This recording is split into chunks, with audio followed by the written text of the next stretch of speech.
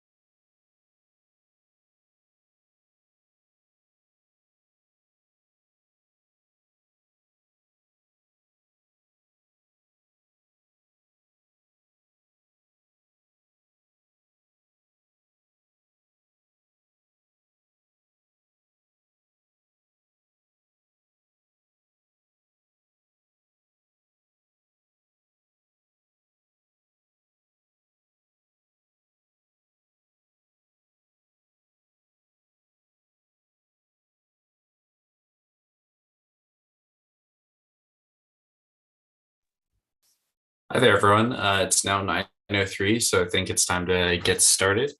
To begin with, hello, I'm Kyle Cranen. I'll be the host of today's meeting. Today, we're joined by Dennis Linkov, who is a ML lead at Voiceflow, a startup focusing on generating wonderful conversational chatbots and assistants for various applications. Dennis, how are you doing today? I'm doing all right. Just calling in from Toronto, Canada. So I'm on Eastern time. I think a lot of you are on Pacific time. So good morning. Good morning. I guess, to give a brief preamble, this is just us talking about Genesis experience. As per the title, it's 18 months of building MLOps for a startup. And I have to give this preamble for my work, but the opinions expressed here are mine alone and don't represent those of my employer.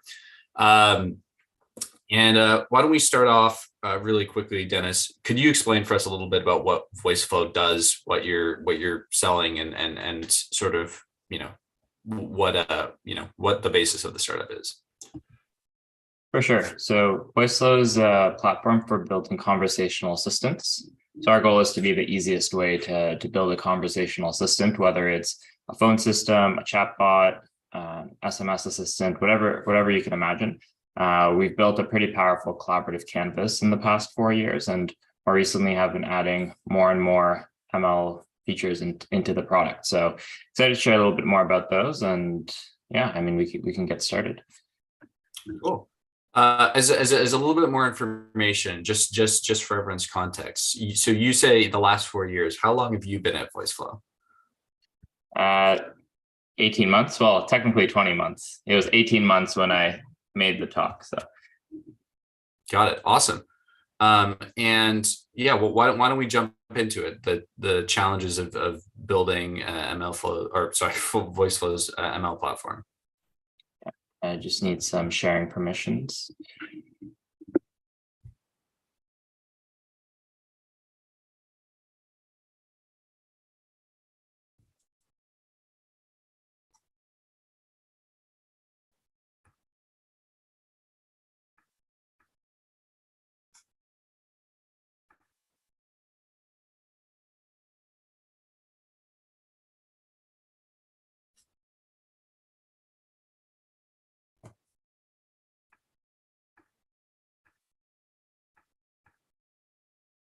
Is the sharing work? I don't see anything sharing just yet. Oh, I mean, I don't have permissions. Might give me permissions. Oh, sorry. Yeah, here, let me. You should be able to share now.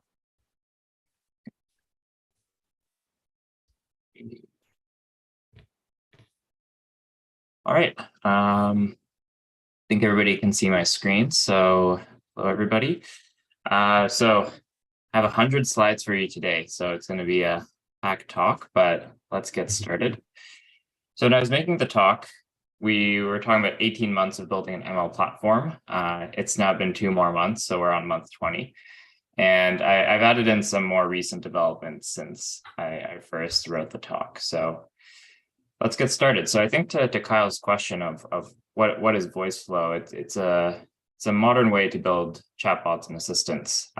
If we've ever tried to phone a large company to get customer support, it can be one of the most painful experiences of being put on hold for 2 hours, 5 hours, 6 hours sometimes, right? So, or just the conversation drops. So how do we reimagine this way of building assistants, whether it's chat or voice or any other channel?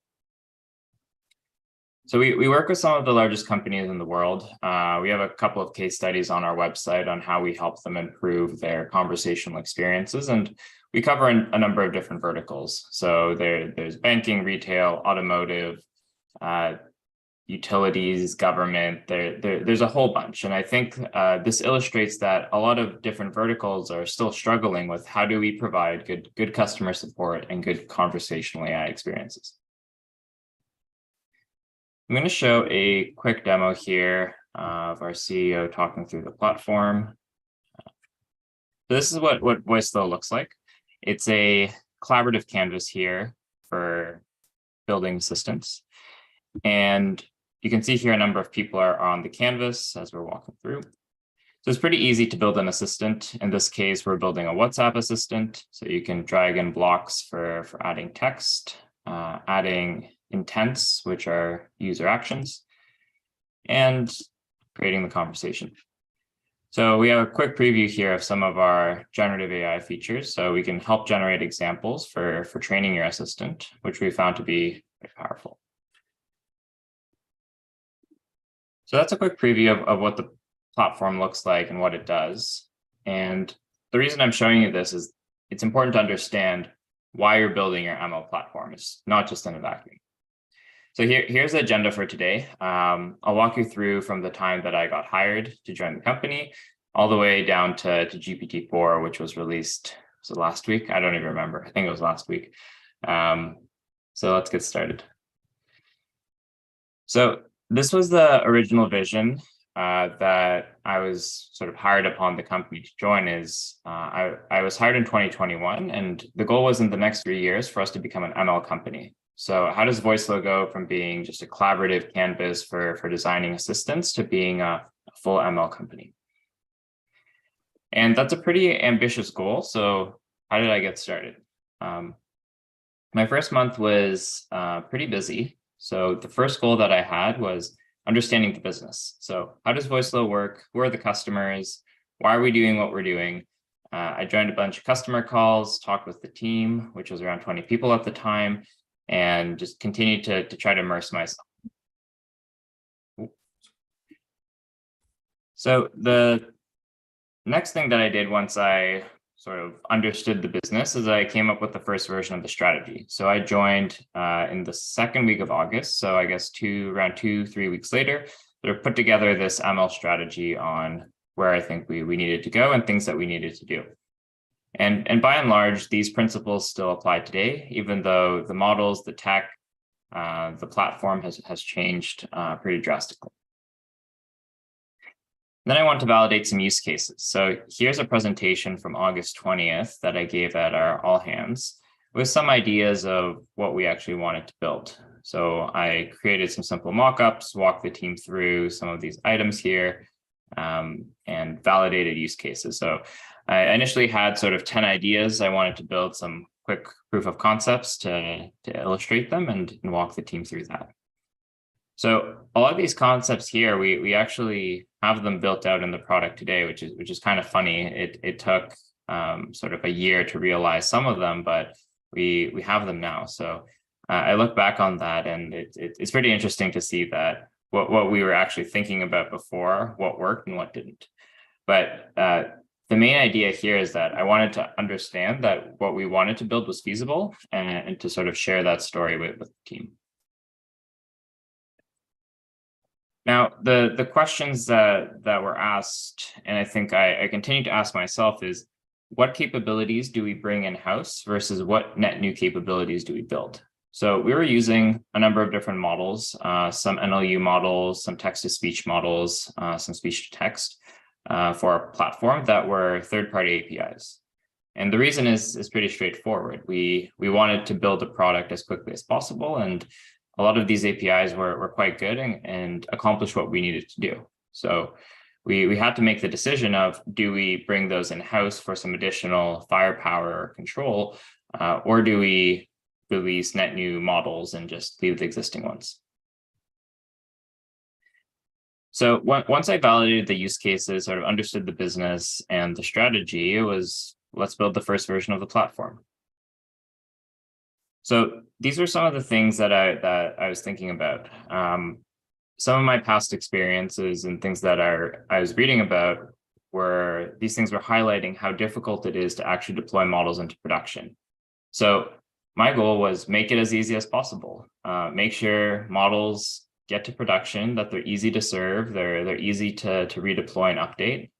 Don't get stuck in the research phase. So when I'm talking through this platform, this is sort of my vision, is to reduce that down to as little complexity as possible for deployments.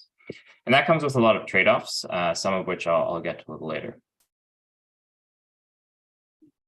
So play this video. This is a quick demo of deploying one of the first versions of our platform. So you can see here, I'm going to deploy a brand new machine learning environment.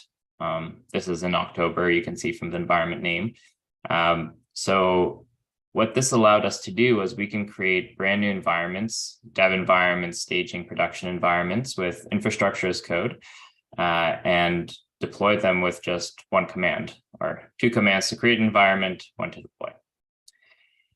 And this would go ahead and deploy a bunch of Terraform and Python scripts. In this case, there were 4 modules. I think since then we've grown to 12 or 15. I don't remember exactly.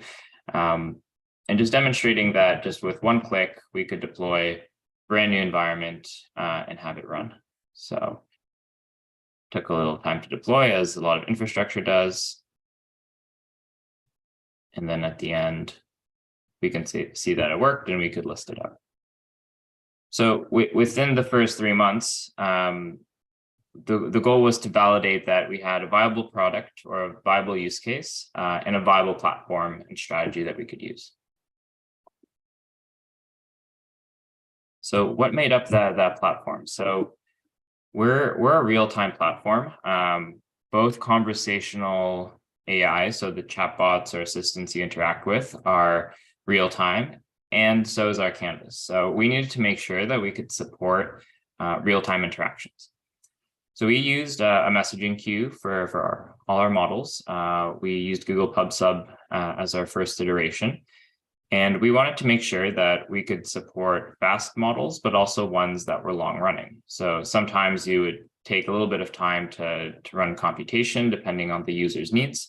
So we didn't want to drop requests as a result.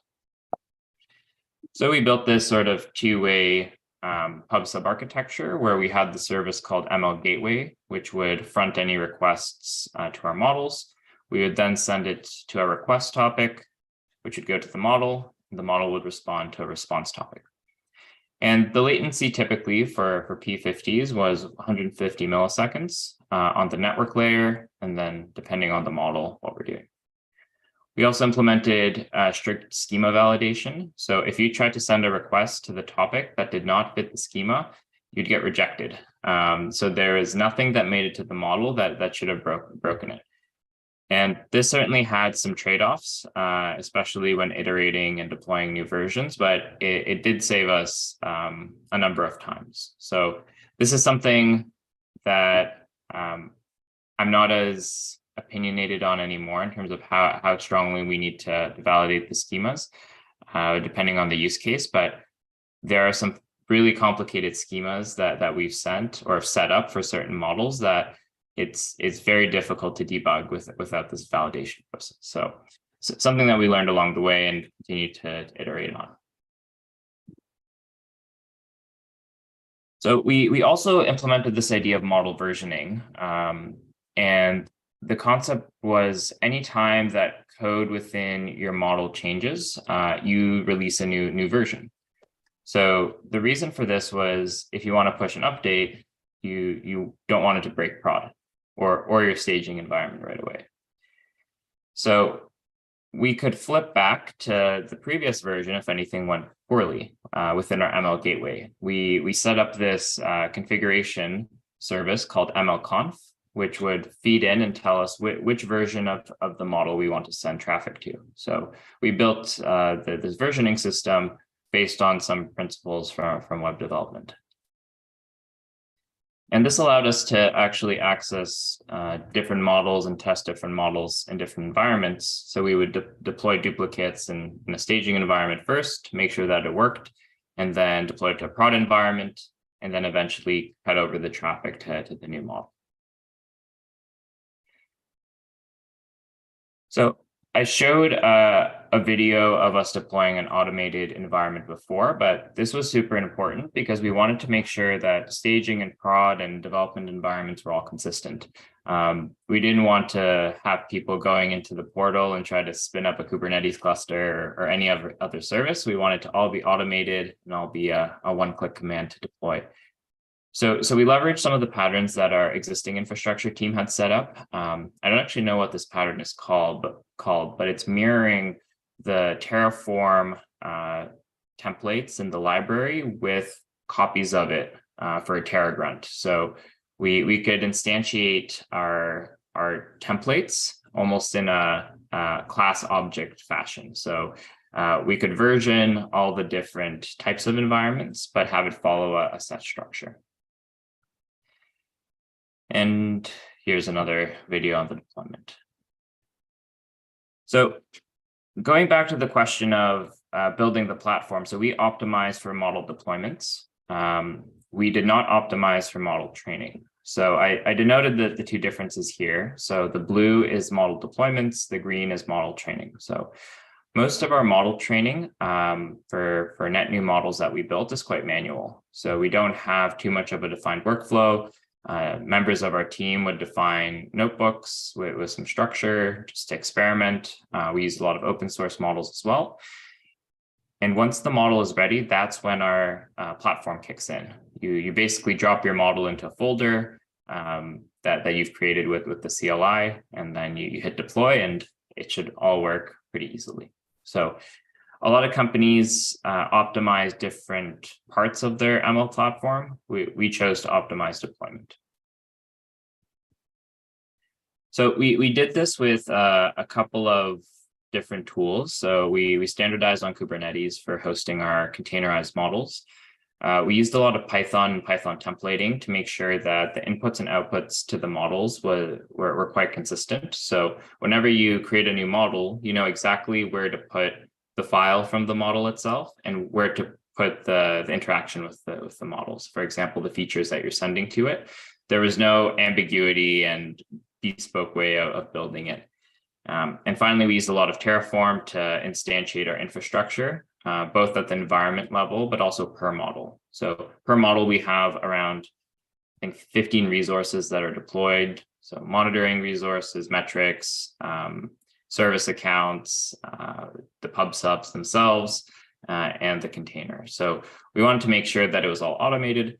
We sprinkled in some black magic, and then we got an ML platform out of it. And this is an example of what those templates look like. So we standardized on a couple of key elements. So we have model category, model name, model version, sort of a primary key to each of our models. We also have this prefix, which typically refers to a Git branch that we have. And then we have some other things like the project that we're deploying to, the registry, et cetera. So whenever you create a new model, it follows this pattern, and you don't have to manually copy paste and wrangle YAML, because that's not fun for anybody. So we did it once, we automated it, and it works. So that was V1 of the platform. Let's talk about actually deploying models now. So the challenge with models and any kind of service is that you need some kind of user interface for people to use it and figure out if it's useful. So we built out this sort of patchy front end so that we could actually test out how our models were working. So because Voiceflow as a product you saw as a fairly complicated canvas, we didn't just want to jam things in there to test the models. We first created another environment. So we basically set up a beta experience for our customers. They could choose some of the models they wanted to test. In this case, we had the ML utterance generation, and they could choose their project and then run generate. And then they could accept or decline which phrases made sense. So in this case, it was based on a simple pizza ordering app for this demo, but we sent it to around, I think, 100 customers to get feedback and figure out what data was actually good or bad or not. So we wanted to validate that the models worked in a real life context, not just us testing in the lab. So we built out this sort of throwaway front end to do so, and it gave us some confidence on if the models would be useful. Okay, so we validated that we had a strategy that made sense or had some thought in. We built a first platform, we built some use cases, we got some user feedback on our model. So at this point, it was time to build a team. So hiring in fall of 2021 was difficult. It was probably the hottest hiring market. So for everybody watching here who was looking for a job, it was a great time to look for a job. But as a startup, especially as a smaller one, it is much harder to hire. So I shared some of these experiences on LinkedIn, and here's a summary of that. So generally, I'm a generalist, so I was willing to hire somebody in three areas: either cloud, data science, or I should say data engineering, and I would fill in the other role. So if we hired a data scientist, I would do more infrastructure work. If we hired an infrastructure person, I would do more data science work. And the goal there was to choose the best person to join the company rather than hiring for a very specific role. And we did a pretty good job hiring. So it took us 45 days, which was relatively pretty short for a startup of our size. So one of the things that I made sure when we hired the team is that we had a good onboarding experience. So for the ML team, we do async onboarding, meaning that we have this large Notion doc. You can see that table of contents. It's pretty heavy, and a bunch of videos on what we've built. So you can see here, there's like an architecture of our system. Here's like the Terraform and Terragrant stuff that we built, and just going through systematically on how our platform works and what we're thinking about. So it's basically a person's first week is I send them this document, and they work through some exercises and watch these videos, and away they go.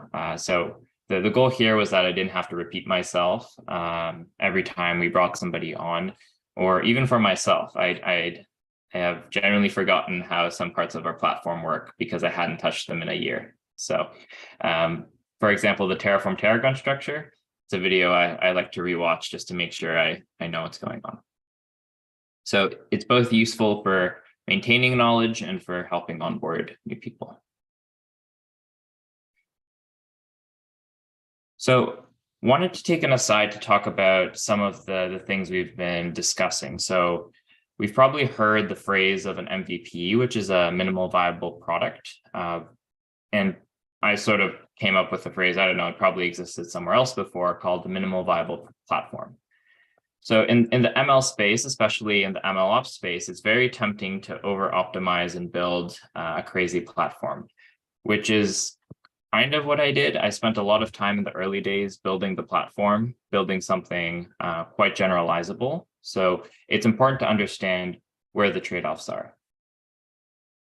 So as a company, as an ML company or an ML team, you'll probably have two different tracks of work. You have the product side and then you have the platform side. And because you have a limited amount of time, in my case, for the first 5 months, it was just me. I had to alternate between the two, right? I couldn't just build a platform because if there was no product, it wasn't useful. And I couldn't just build a platform because it would just sit in a research lab and not help our customers. But I think actually there's three things here, right? There's the product, which is sort of the business side. How does this help the customer? There's the model that supports the product, and then there's the platform. And for many people, they actually focus on the first two, the model, the product, and then the platform is an aftermath. And then we get to the conversations of what is ML ops? Why are my models breaking? Why does it take 6 months to ship to production?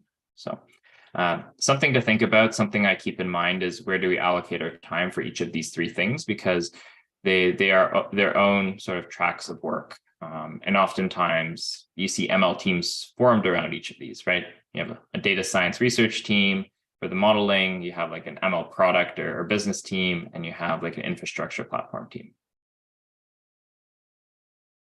So in sort of January 2021, when we made the hire, we were sort of bouncing between model and platform. We hadn't built the front end, sort of the user integration outside of the sort of bespoke system, quick system we built. So it was time to get into more of the product side. So that's why we decided to hire a full stack developer to bridge this gap between the minimal viable product, the interface that we built, and actually integrating it into the product itself. So what ended up happening is that we hired a really good candidate, but it was still in that winter, very competitive time to hire. So this person actually didn't end up joining, notified us a couple of days before. So that's something that happens in the startup world, especially in a competitive hiring market, is that finding people is hard, and actually getting people to start can be difficult too. So that made us change our plans. We had other parts of the team. So we had other full stack developers at Voiceflow who are working on other parts of the roadmap. And we decided to double down on that and return back to more of an R&D function. So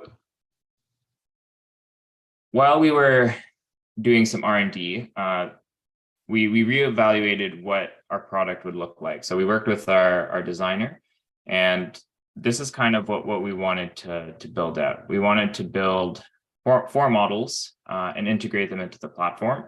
And this gave us enough time to build out sort of a more cohesive vision. So we'd have sort of four main models that we built from January, I guess it was November 2021 to June 2022. And our product side sort of caught up so that we can actually incorporate them in a useful fashion. So during that R&D time, we were working on this model called the clarity model. I'll go back here, which basically showed overlap between customer data when they're building a chatbot. So customers create these different categories called intents for what users would say, but oftentimes there's overlap, either accidental overlap due to people not knowing how to work with data. A lot of our customers are not super technical, so they don't have the data background to understand how this could confuse a model. Or it's accidental. You're working at a large enterprise, there's 800 different intents. Somebody's going to accidentally add one that overlaps with something else. So in the R&D phase, we built out a model that worked, and we started to scale it up to sizes that our customers would use. So we would go from V1 to V2 to V3. And one of the key things that we wanted to keep in mind is how long would it take? So for V1, you can see here for 1,000 phrases, it was quite slow. It took 10 seconds. The reason for that was a lot of for loops that we had in the code. And the reason is that it was the easiest to read and the easiest to build. So from that, we started optimizing using NumPy and continuing to optimize until it actually became quite complicated and hard to read. And it's something that we struggle to this day is how do you write good NumPy code that's optimized and doesn't just look like matrix magic? So we eventually got the compute down to 300 milliseconds for 1,000 phrases, meaning that it can be a real-time model. Right? Typically, human reaction time is 200 to 300 milliseconds. So this was pretty good.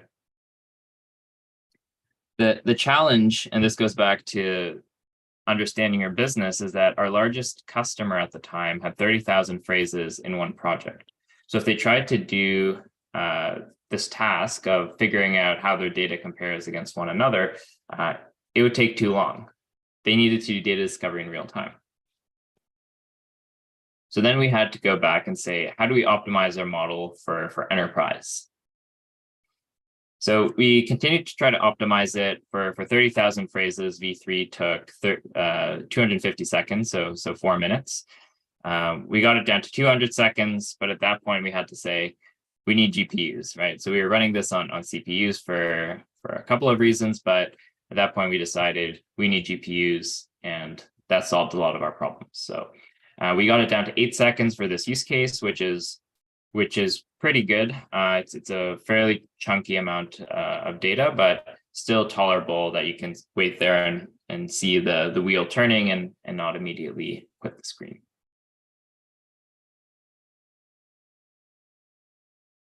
So once we figured out some of those technical challenges, we went back to becoming a full stack team.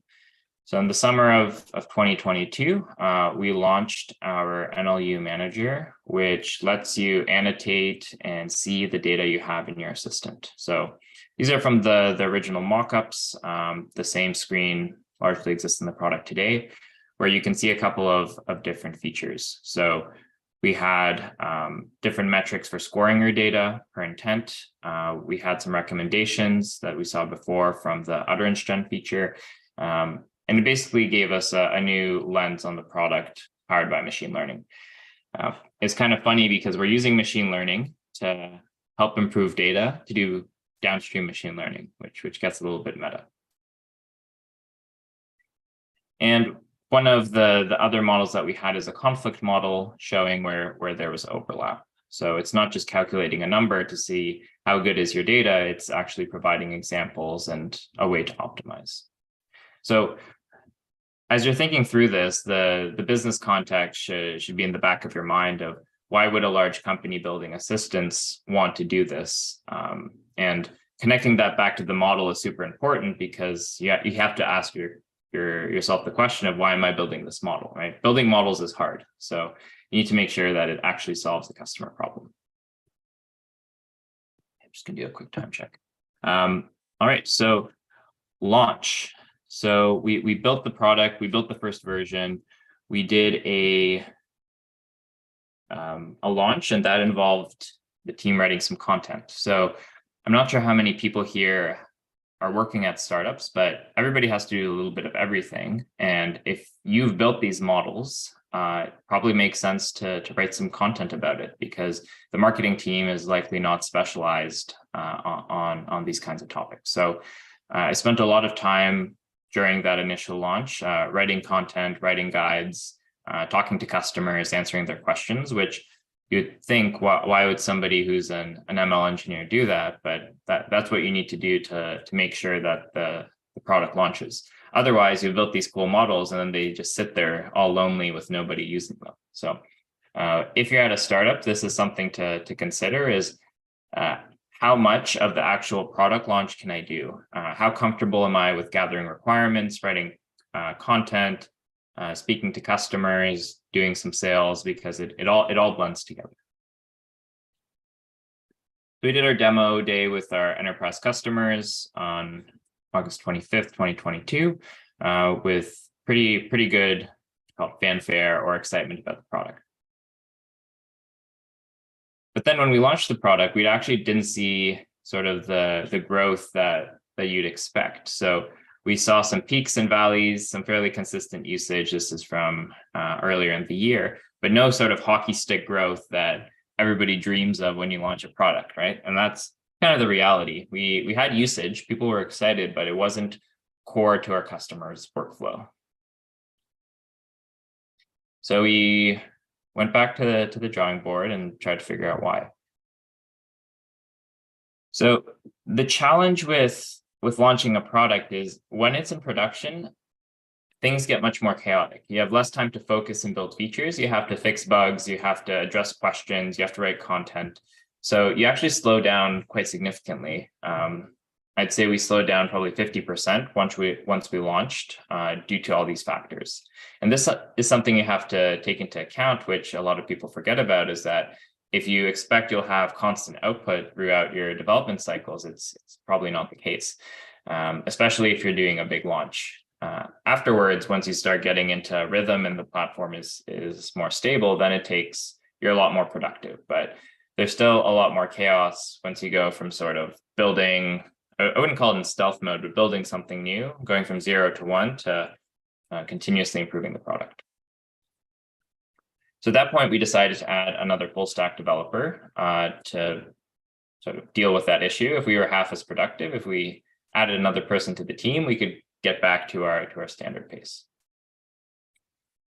Now, we added the other developer, kept adding new features, and we eventually got our first amount of revenue. So this is quite challenging for a product, is actually attributing revenue back to machine learning, or actually any engineering feature. So Voiceflow as a whole has had pretty good revenue growth from the past couple of years. But when we released this new screen and these new set of models, it was a question of, how do you actually know that a customer bought that product due to your new feature? How do you say what I built was useful? In this case, one of our enterprise customers bought an additional 3 seats for the product, meaning an additional 3 people would be using it, specifically for the data science team to use this feature. So that was quite exciting. We had some direct revenue attributed back to this, even though it wasn't sort of the hockey stick that we imagined, right? It's still a very good feeling to think about. And I think recently we've probably been hearing a lot about layoffs and budget cuts and project cuts.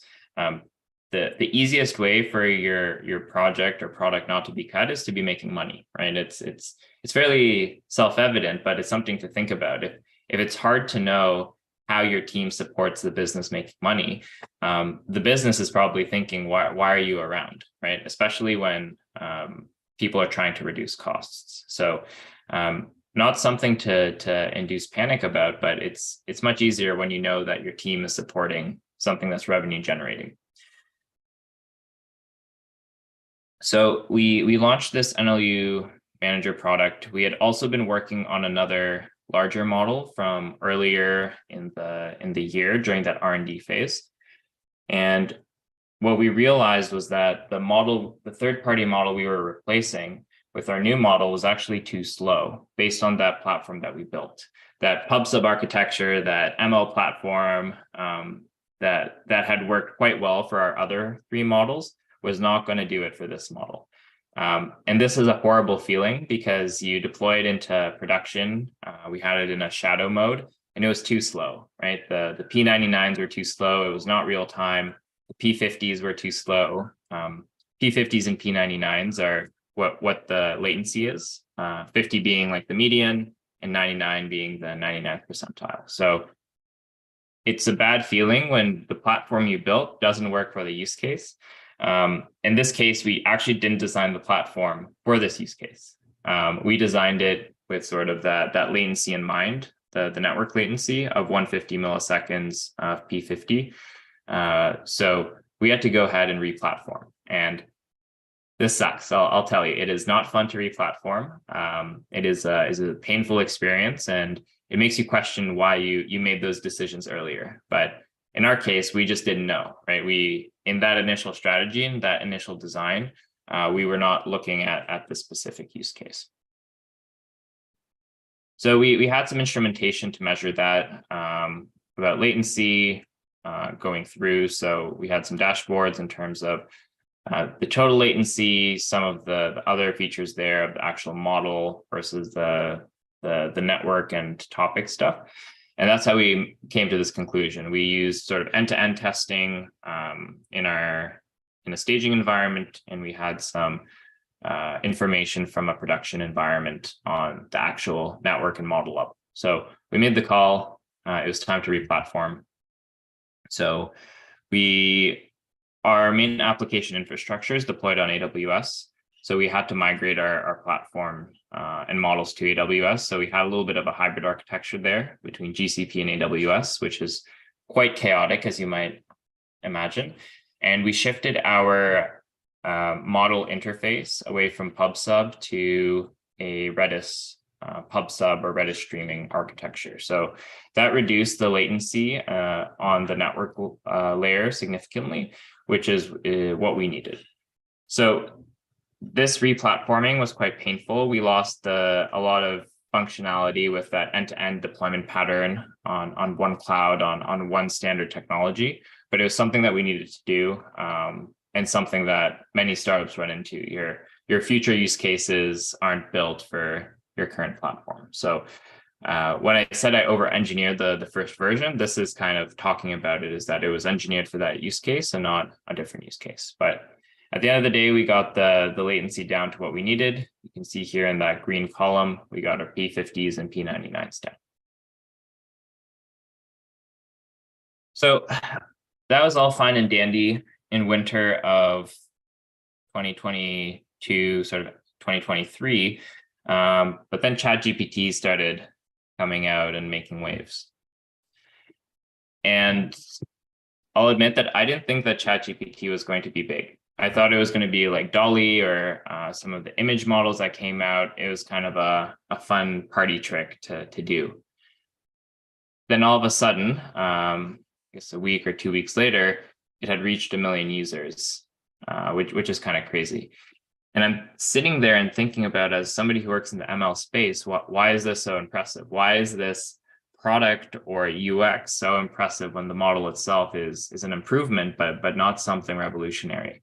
And this can be quite challenging. You're in your own bubble as a machine learning practitioner, and the average person using your product is in a completely different bubble. So this makes you reevaluate your perception of who's actually going to use your product, and really cements the reasoning of why you have to keep talking to users and actually understanding what they want to build.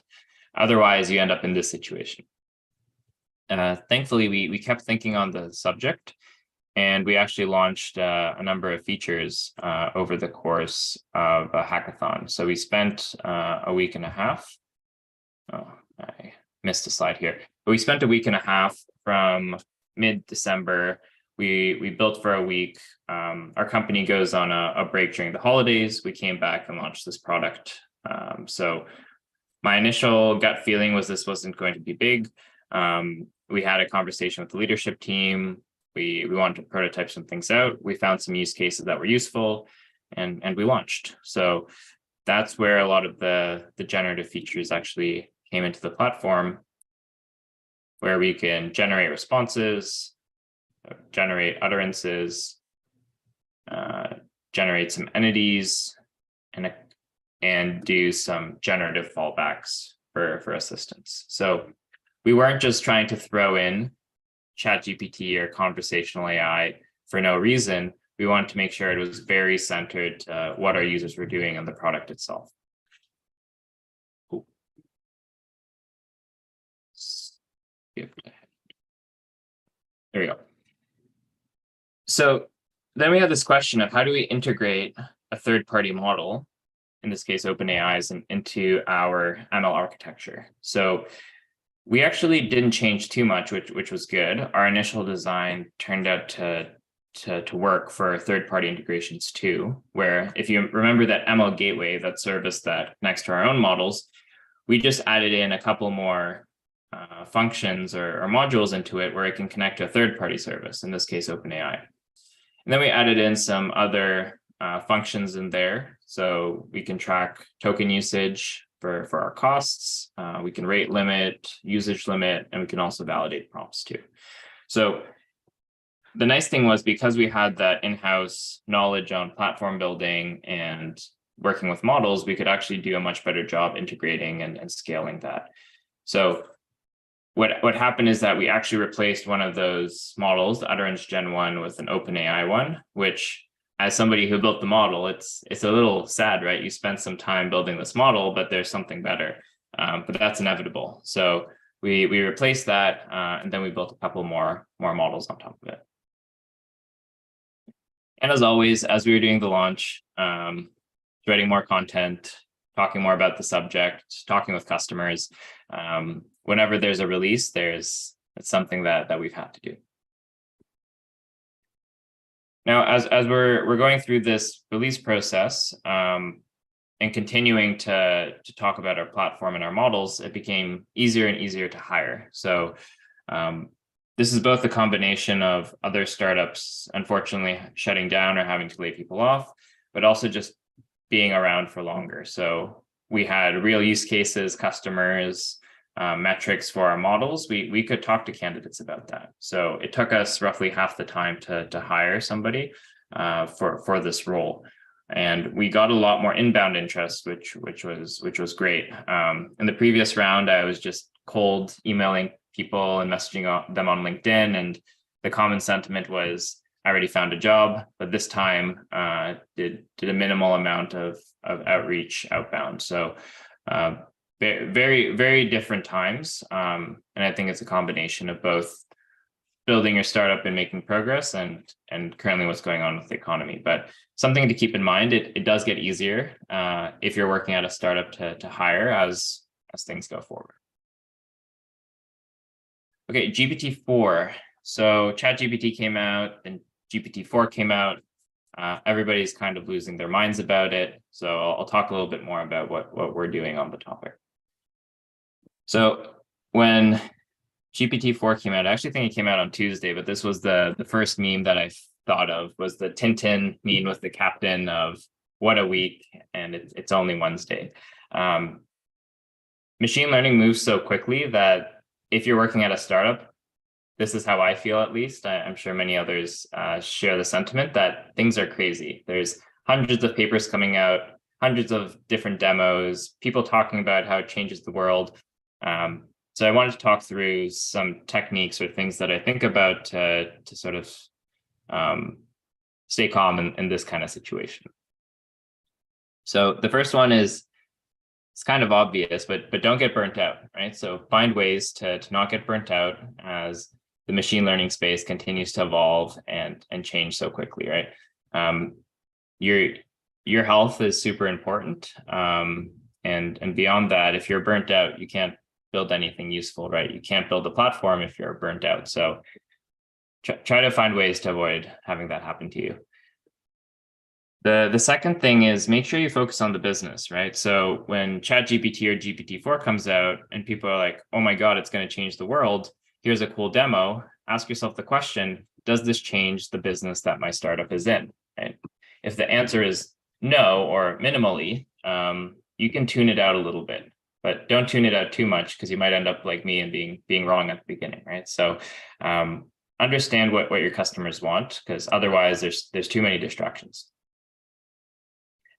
Speaking of distractions, find ways to get useful content for people. So there's a lot of noise on social media.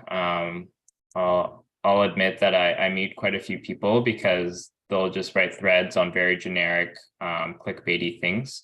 So my focus has been try to curate sort of the blogs I read, the videos I watch, the people I talk to understand what's actually happening. And That's easier said than done, but it does reduce the amount of stress of sort of things that you're seeing in the space. Going back sort of to the earlier question is keep asking yourself, is this a demo or will this work in production, right? Demos are easy to make and easy to fake, but production is a very different beast.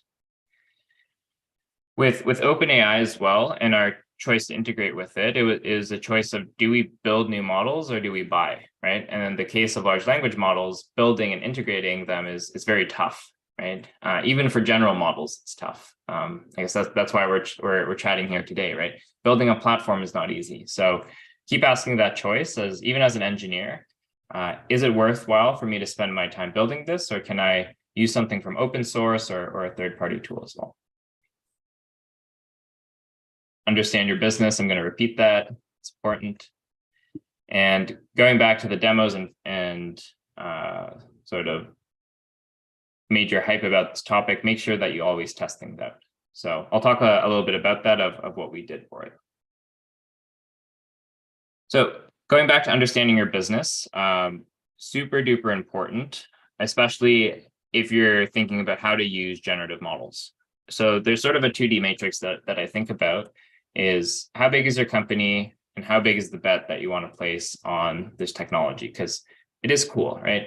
There's no denying that ChatGPT or GPT-4 is interesting technology that unlocks new use cases. So first thing to figure out, and this is something that your business teams will rely on you as a ML engineer, is how big of a bet do you want to make on this technology? Is this a demo that you want to build, a core feature, or are you pivoting your whole company to be a generative AI company? Then understand what scale are you at, because pivoting a company at different scales is very challenging, right? So if you're just at the idea stage, you're in an incubator or just a couple of people, much easier to pivot than if you're in an enterprise. We're sort of in the middle where we're scaling, where we have products and customers. So we also have to be cognizant of that as well. So here's a sort of a positioning diagram on this. This is purely my opinion. But in YC this year, the incubator, I think around a third of companies there are generative AI focused. So they're tiny little companies, ideas, they're putting big bets on it, on the technology. We're kind of in the middle. We have customers, but we're putting a decent bet on it because we've seen how it changes how our customers use it. And then going further on to the right, you have these large companies, for example, Microsoft or Google, who are placing different bets on this technology. And what's important to discern here is that how much of a bet a company places in reality versus what they market is very different. So, for example, Microsoft has been placing a lot of effort to make it seem that they're moving the whole company into the AI space, right? But at the end of the day, they make most of their money from boring products, right? And that's how most businesses operate, right? Google makes money from search. Microsoft makes it from productivity software, from games, from operating systems, right? There's all these different forms of revenue for these companies. So how much generative AI actually impacts that is quite low at the end of the day for now. So make sure to keep that in mind. And this is something to think about in sort of this hype cycle that we're in. How much are these businesses going to be affected in terms of revenue and profits? So going to testing, so we implemented some of these features. We understood where our bet size is. We want to test prompts and the integration points. So with ChatGPT, GPT-3, and GPT-4, we came up with a framework of how are we going to test these things out. So once we implemented our features, we got some errors, some results that weren't good, some things that were not parsable. And we basically built a test suite around that to say, if we update our prompts, what is going to happen? What are going to be the results? If they're good, push them to our prompt store, which then serves them to our end users. So this framework is really important for us to understand, is what we're building actually useful and actually powerful and not just a demo. And here's a sample of some of the code that we're using, right? In this case, we're testing for JSON parsability for some of the features. You can see we're getting some errors when we're logging in a debug mode setting. Likewise, for testing different models, right? We were testing ChatGPT versus GPT-3 for some of our use cases. This one's a knowledge-based use case. We wanted to make sure that when a new model came out, so the ChatGPT API came out, is it actually better than GPT-3? In our case, it was roughly the same, just cheaper. Now, we are talking about these new different models, building our own platform and everything else. One of the things that's super important is that you actually need to have a model with good uptime, right? Otherwise, it'll just break, right? And broken models aren't useful. So we're looking at some of the OpenAI uptimes, and they're fairly low, actually. If you've built a production system, having less than 3 nines of uptime is not great. And yesterday, there's also an outage. So it leads to the question of, do you rely on just one service or many services? So this is something that we continue to think about. And this is really important when you're actually building a platform, is what kind of reliability can you achieve with your own models? Because it's one thing to say, oh, look at OpenAI with their low reliability. It's very different to run models in production and actually measure your own uptimes.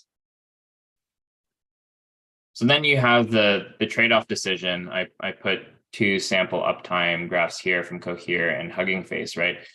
You have to make the decision of what kind of model usage are you having? Is it based on accuracy or uptime? Because your business might make a different decision. So as an ML engineer and as a platform engineer, you should be thinking about this. Like, what are the trade-offs between model performance and model uptime for your users? And there's a lot more to be said about these generative models. I sort of went on a little bit of a tangent because that's what's been top of mind for us for the past couple of months. So I actually gave a separate talk on this, on integrations with large language models. So I'll share the link afterwards. But I think it's time to wrap things up. We're almost at time, and I want to take some questions. But thanks everybody for listening today.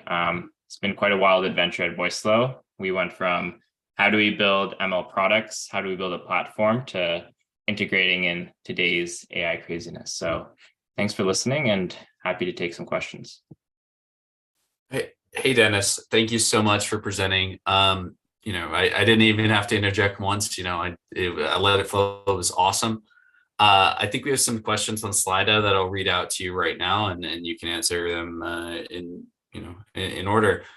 So the first question is, building models using production data can be difficult in lower level environments. How did you think about deploying models through different environments like dev, staging, and prod? Yeah, so I talked a little bit about the infrastructure side. On the data side, so we actually validate our models in a couple of stages. We have unit tests that we write with some production data. So for example, if there's an edge case, like you get 1 data point for your model, how should it behave, right? So these are things that we can unit test, or here's some with 10 pieces of data, or 100, or whatever it might be. So we have unit tests for these specific situations that we run locally to make sure that the model behaves as it should.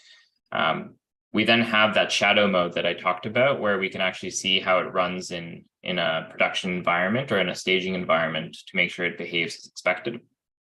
And when we can't deploy it, like if we're working on a replatform or an infrastructure portion, we do some other things where we write the data into a data store and then read it back so that we can actually process it and test new models on it. So a lot of different techniques, but it's definitely something we've kept in mind and something we've built for with the multi-environment setup and the shadow mode options. Cool. As a second question, how did you go about evaluating the expenses and savings of developing a data science platform? Because it doesn't seem directly attributable. Savings, I mean, we generally just have a budget. So we have a budget for how much the team costs, both on the people side and the infrastructure side. So we keep that in consideration. So some of our models were like, yeah, we can build it in a much faster, powerful way, but we can't afford having A100s always running, right? So it's always a trade-off. I actually gave a different talk where I dive more deeply into the trade-offs between CPUs, GPUs, and the different models that we run. But because we need always up real-time models, we've optimized on T4s, for example, from that side. In terms of the platform, we built things from scratch rather than buying a vendor platform, which has its own trade-offs. Part of it was our use case is a little bit unique for building real-time systems, but second of all, sort of the bias that engineers have. I wanted to build something cool, right? So from a pure financial perspective, like you can calculate how much it costs for us to build, maintain our platform based on infrastructure and engineering cost. But we don't have as much of a formal evaluation. One thing with integrating with large language models, you could have seen there that I talked about using GPT-3 versus ChatGPT. Even though ChatGPT is 10x cheaper, at the volume we're seeing, the engineering effort to switch over and test models is more expensive, actually. So that's something where you need to take that into consideration. Is it worthwhile to focus on that testing and reformatting of working models versus moving on and building something new? So there's a lot of different ways to think about that challenge. Got it. As a third, and I guess since we're a little bit over time, final question. How would you get started with Terraform? That was a couple people asked questions about how, your recommendations for how to get started. Yeah, I'd recommend just finding some tutorials, building some simple infrastructure that you use every day. I, for example, published a simple use case about streaming data from PubSub to BigQuery. It's on my Medium blog, but find those really simple use cases that you'd find useful for your day-to-day job. And rather than clicking through the console and doing it yourself, whether it's GCP, Azure, AWS, whatever cloud, try to write it with Terraform. It is quite a different way of thinking, but eventually it starts to make sense. So. Got it. There are a couple more questions we can run through really quickly. Just to aggregate them. How do you evaluate the new models when they're pushed to production? I know that you mentioned A/B testing. Can you specify a little bit more? For sure. So the easiest way is, are our customers happy, right? Do the models produce results? And that's hard to quantify. So from a numeric perspective, we have A/B testing and shadow testing. So what we think about is, if we get 100 results from our model, compare how much version 1 versus 2, how many of those are different. So if 5 of those are different, are they 5 better, or are they like kind of split, like a 3 and 2 split? So that's kind of how we think about it, is look at the difference when you push a new model update, and that's what you focus on. Otherwise, if your model is already performing at like 80, 90% or whatever, you can discard the existing ones. You just can measure the delta. Awesome. Well, we are a little bit over time, and I don't want to take any more of anyone's time. Thank you everyone for coming. Thank you especially to Dennis for giving this awesome 101 slide presentation. This was, really, really amazing. For those of you that are looking for a recording of this video, it should be available on YouTube as soon as we end this meeting. For those who have more questions, I'm sure that Dennis would be happy to take them via email or Twitter. And I hope everyone has a great day. To give the NVIDIA plug, check out GTC. It's happening today, and enjoy your Tuesday, everybody. Thanks.